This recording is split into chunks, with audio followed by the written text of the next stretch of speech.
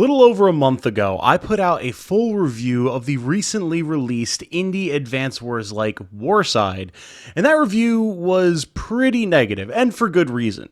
The game didn't launch in a great state, as pointed out by pretty much everyone in the community, and that needed to be discussed. However, I also promised that if major changes or fixes were made to the game, I would do a follow-up video. So guess what we're doing today? A lot has been fixed, a lot has been changed, the devs have been putting in a lot of work, but there's also still definitely some major problems, and we're going to talk about all of that in today's video. My name is Tom, otherwise known as Titanium Legman, and welcome back to the channel. Hello everyone, if you enjoy what I do, including ongoing coverage of indie strategy games such as Warside, then a like on this video and a subscription to the channel would be very much appreciated. Thank you so much. And of course, as always, this is a weekend video, so thank you to all of my supporters. You'll be seeing their names scroll by at the end of the video, both patrons and YouTube members. If you would like to directly support the channel and help out when ad rev gets weird, because it definitely gets weird sometimes, then that's the best way you can do so, and you'll find links in the description. So what is going on with Warside? Well, it's definitely been a very interesting little over a month since its release, but notably, as mentioned, the devs have been doing a lot to get things squared away, which you can actually see from the Steam reviews, which have switched over to mostly positive compared to the overall mixed reviews that the game has had since launch, which is a very good turnaround thus far. The dev team at LavaBird has been very communicative, and they've actually put together an entire roadmap to discuss what it is that they're going to be adding to the game, what they're going to be fixing, and what their schedule is going to be for that. This roadmap is the roadmap to version 2.0, with plans to add a lot of new features, content, quality of life improvements, etc. If you want the full breakdown of every single little bug patch that has been added to the game, I will have a link to this in the description as well, so you can check it out for yourself.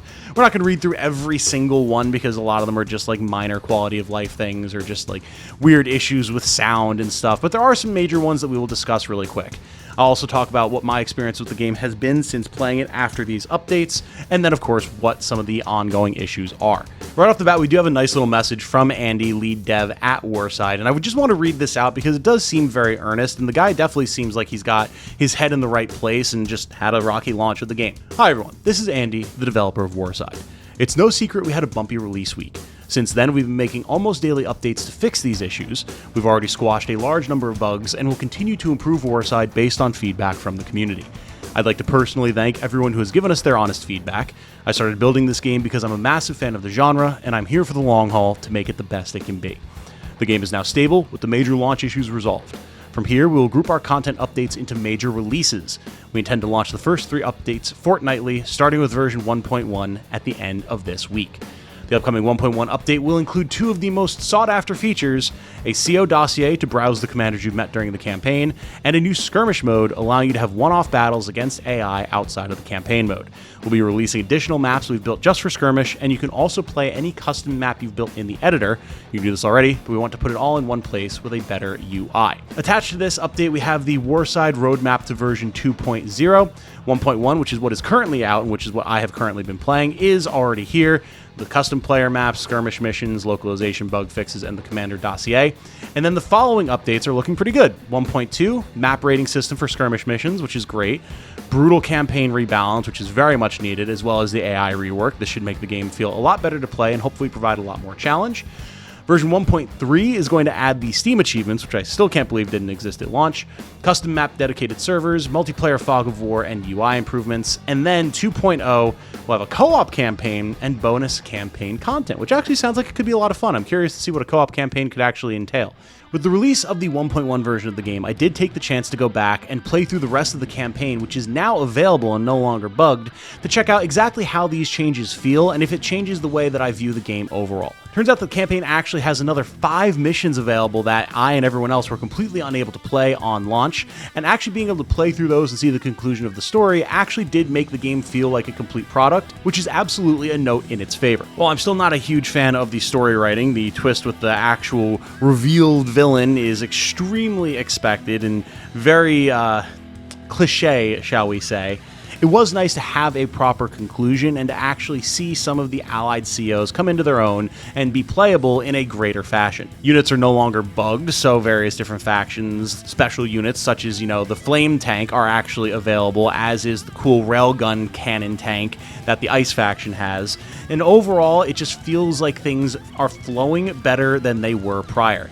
There's a bunch of fog of war maps in these last few missions of the game, and the enemy is not actually able to cheat through them anymore. They will not attack you directly out of the fog of war if they don't previously have sight on you. They can't actually launch CO powers at you through the fog of war, and notably, yes, they actually do use their CO powers, so it feels a little bit more like you're actually playing a game against an opponent who's on an even playing field with you.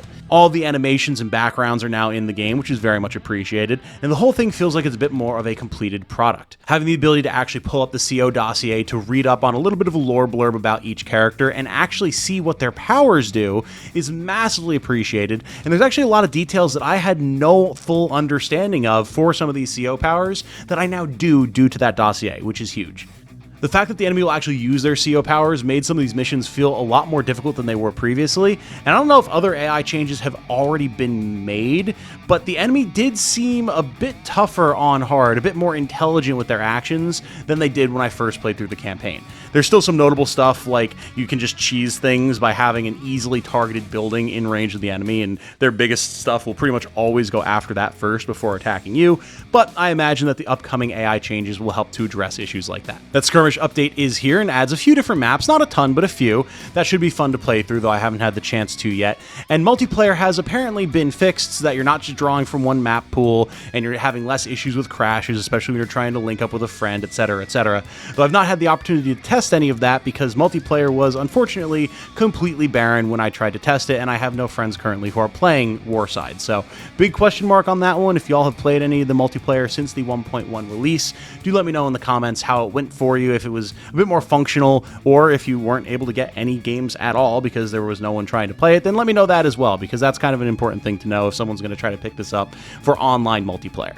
With these changes, Warside feels like it's more of a completed product than it was before, and does feel like it's more reasonable to pick the game up even just to play through the campaign and get a little bit of a fix of Advance Wars style gameplay. However, that's pretty much where the positivity stops. There's a lot of updates that need to be made, and I'll definitely be keeping my eye on the overall roadmap to 2.0, and especially the 2.0 release, but there's definitely still problems, and that's what we're going to talk about next. My two biggest issues right off the bat: you have 5 different commanders, and I may have missed a few others as well, that all have the same CO power, that like orbital laser attack that's very strong, but which is completely generic and shared between almost half of the cast. This is completely ridiculous. It's completely unacceptable.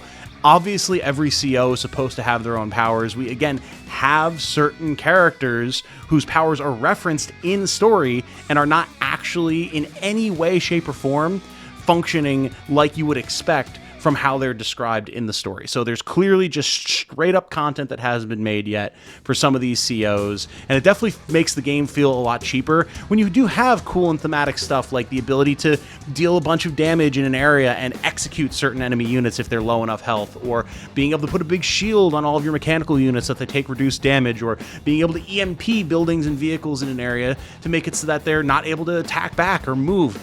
And then to have half the cast just be like, well, orbital laser drop. It's fun, it's satisfying to use, but it's completely non-thematic and very obviously something that needs to be finished before the whole cast of characters is considered completed. Speaking of CO powers, there's no way in-game right now, at least in the campaign, to see when your opponent's CO power is going to be charged, and this is very annoying to me. Like in Advance Wars, part of the push and pull of moving across a map is being able to see when your opponent is going to get their CO power and making sure that you don't set up a killer turn for them where you have a bunch of your stuff vulnerable when they do decide to pop it. Playing around that, knowing when to damage units, when to destroy units, when to fall back and let them take the initiative so that they don't get an advantageous turn, and then also being able to do that for yourself is a very big part of the gameplay, and not being able to tell when I'm going to get like a big poison nova dropped on half of my team because I accidentally gave too much CO power to the opponent is definitely very annoying. So while it's nice to have the ability to have the COs use their powers on you, it also feels like it just comes completely out of nowhere, literally no way to actually play around it other than saying, well, They use their power this turn, so I'm free to go buck wild on all their stuff, and they won't get any power from it. Cool. That's the only counterplay there is. It's the only strategizing there is with dealing with enemy CO powers. And in a strategy game like this, obviously you're going to want to be able to see that. So that's something that I hope that they include very soon. There's also still no fuel or ammo usage for any units, which makes certain things like bombers or any Navy unit potentially extremely busted, even though we can see that they do have fuel counts on all of the units' actual little dossier screens. There's no fuel consumption, there's no ammo consumption, and on its face, I would say, much like in my review, maybe they just didn't want to have those things. Cool, great, that's fine. If that's the balanced decision that they want to make, that's on them. But the fact that that fuel icon is there tells me that this maybe is something that's supposed to be in the game and just isn't yet. So I would like to see that included as well. Next up, and this is an odd one, all of the skirmish maps that have been included, you can't choose your CO. You have different COs per mission, like each mission is clearly set up to have one CO versus another CO in like 1v1s, or in larger maps, different COs are intended to be there. But it's just weird to me that I can't just go into a mission and be like, okay, what do I want to play this mission with? Who do I want to play this mission as? It feels very limiting, very unnecessary, and I would like to actually have the opportunity to mess around with the different COs and actually play who I want to play, where I want to play them. It's a minor thing, it's definitely something that I could see getting pushed down the line, but it's an expectation that I have coming off of the Advance Wars games, because there's just going to be certain COs that I prefer to play as, and I'd like to be able to play as them on whatever map I so choose. Next up, this is a little bit of a more minor one, but I feel like the railgun ice tank isn't working the way that it's supposed to. I seem to remember being told, and even seeing in the story, that it would attack through enemies. Like if there was a bunch of enemies in a line and you attacked one, it would like hit things behind it as well. Maybe I'm completely misunderstanding the way this unit is supposed to work. There's really nowhere to read up on what like special effects or anything it might have, much like you can't actually read anywhere as far as I know that you can have your bikes with the desert faction go through enemies. It's just something you're told in the campaign and then you have to remember it. But if that is functionality that this tank is supposed to have, it doesn't actually seem to. Meaning that it's basically just a slightly bigger than normal tank whilst being slightly smaller than the giant tank that the Azure Guard has. So it feels like kind of a weird inclusion for the Ice faction. It's nice to have, but it doesn't really feel like it has a niche the way that most of the other special faction specific units do. So I don't know if there's something going on with that one, if that hasn't been implemented yet, but probably something to keep an eye on, because I feel like that was something that was supposed to exist. All told, there's been a lot of great work that's been done on Warside, and I'm really happy to see that because I do genuinely enjoy playing the game. I actually was really happy to boot up the campaign and go ahead and finish it. Again, I have no care whatsoever for the storyline or for any of these characters, really, but I do like the character portraits. I like the art style. I like the functionality of all the different units. The CO powers, that are actually unique, are fun and interesting and maybe a little samey in terms of how many of them are just like affect things in this area, but they still do have unique features that show that the team that developed the game know what Advance Wars is and want to make a game like it while also being able to differentiate themselves from it. I'm excited to go back and play through the campaign again once the AI has been rebalanced, maybe check out the Brutal campaign. And if the game was just bad, I wouldn't care to do that. Are there still things that need to be fixed? Absolutely. We need to get more CO powers in there. We need to have a better way to look at what different units do, make sure that all of the units are functioning as they should be. Try to get some people in multiplayer, add some more skirmish maps, let people see what the CO charge rate of the opponent is, let people be able to pick what commanders they want to use on different skirmish maps. All these different things are things that absolutely should be included in the game, and whether they're able to make it into the 2.0 release or not, doesn't matter. They should definitely be added over time. However, I think this has been an extremely good faith showing from the devs at Lavabird that they want this thing to succeed. They want it to actually be what they and the player base wants it to be, and seem to be committed to making that happen. We don't really know how far out the 2.0 release is going to be yet. 1.1 dropped May 5th. At time of recording, it is currently May 23rd with no other updates yet, but that's fine. They have some time. Let them cook. They've been doing good stuff thus far. So I wanted to be able to come back and make this follow-up video so that people know, hey, if you were kind of on the fence or you got the game and you're unhappy with it, maybe now's the time to come back and check some things out. There's definitely still stuff that might have you cracking an eyebrow, but it's a much more complete product now than it was a month ago. And right now I have faith that it's going to be even more so in another month's time. That said, I'm absolutely going to be keeping my eye on the progress of Warside as further updates come out, new content, all that type of stuff. I absolutely plan to talk about it because I do like this game and I want it to do well if possible. That said, let me know what your guys' experience has been with Warside thus far. Did you try it out for yourself on release? Have you been playing it all since the new updates came out? And if you have, what has your experience with that been?